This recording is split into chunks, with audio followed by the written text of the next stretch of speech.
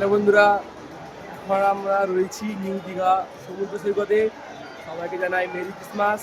আজকে 4 ডিসেম্বর তোমাদেরকে দীঘার ভিউটা দেখাবো। তোমরা দীঘার ভিউটা জাস্ট দেখতে থাকো।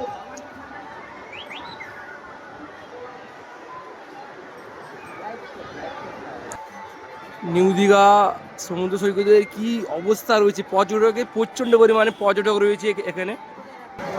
প্রচণ্ড পরিমাণে ক্রাউড রয়েছে আজকে 25 ডিসেম্বরে, দেখতে পাচ্ছ তোমরা।